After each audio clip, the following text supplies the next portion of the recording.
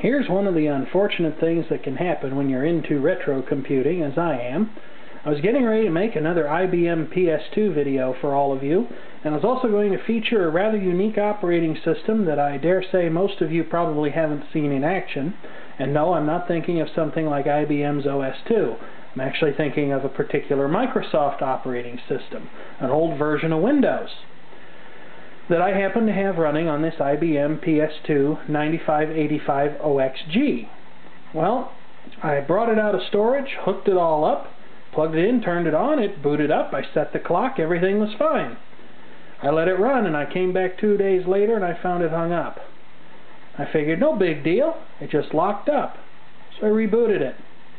Didn't even get a power on self-test, not even anything that would sync the monitor that I had attached to it. So then I went into problem isolation mode and I started looking at various factors in the system. I changed out the video card, simplified the memory configuration, pulled the clock battery up there, took out the overdrive microprocessor that I had installed because technically it was a 75 megahertz part and I was running it in a system with a 33 megahertz base clock, which means that technically I was overclocking it, but it was never unreliable. Anyway, nothing I did brought this poor thing back to life, so I tested the power supply's outputs. This is a pretty good sized power supply. Check out some of those output figures. 34 amps on the 5 volt side, 8.6 on the 12 volt side, positive, and 1 amp on the negative 12 volt side, which is really only used by the serial port and a very, very few expansion cards. Well, all of the power supply rails tested basically dead on, so I know the power supply is working, and it's lighting up its power good LED, so I believe that it's providing the power good signal to the system. So I think the power supply is good.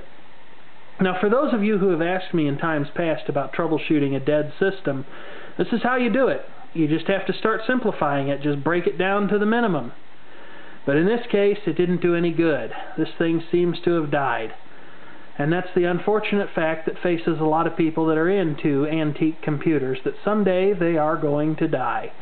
And so it's through videos like this, well, videos that have a happier outcome of recording the results of a working system at least, that we hope to preserve this stuff. Now, for certain computers, it's fairly easy to repair them if they consist of discrete logic chips, but something like this PS2 uses a large amount of custom-made circuitry from IBM that you can't get if a failure should occur.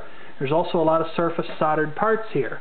Really, the only ray of hope that I've got for this entire system, the only thing that makes me think I might be able to fix it, is when I pulled the motherboard. Let's see if I can tilt this power supply out here. By the way, folks, this is the original toolless case right here, the IBM PS2. When I took this system board out and I took a look at it, to make sure there wasn't anything nasty on it or anything like that, and all I found was a spider egg sac on the back of the memory sockets, but I don't really think that's what screwed it up. I discovered that a lot of these little electrolytic capacitors on the board, like this one here and this one right there, these up here, these over here, some of these don't look very good. And so I'm just going to go out on a limb here. Most all of them are the same type. I think all except this big one up here are the same type. They're 33 microfarad, 16 volt capacitors. And so what I've got here is a bag of exactly that kind of capacitor. And I'm just going to pop this board out here and spend the probably half an hour or so it would take for me to recap this thing.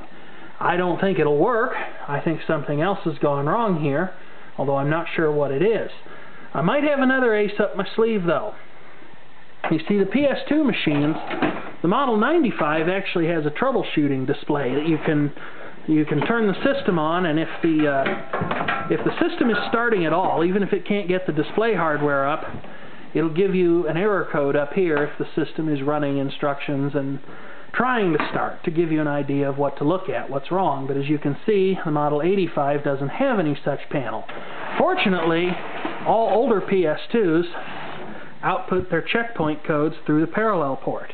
And it's possible, I'm told, to build a decoder, so I may try to do that. Or I may try to build a cable to hook it up to another computer and decode the post codes in software if this thing is actually starting up. But I'm getting a little bit ahead of myself there. The first thing I need to do here is I need to get this board out of here again and try recapping it and just see what happens, because although none of these capacitors have leaked or anything like that, Some of the jackets on them have shrunken, and they are basically 20 years old, so they might definitely benefit from being replaced. I'll let you know what happens. Thanks for watching.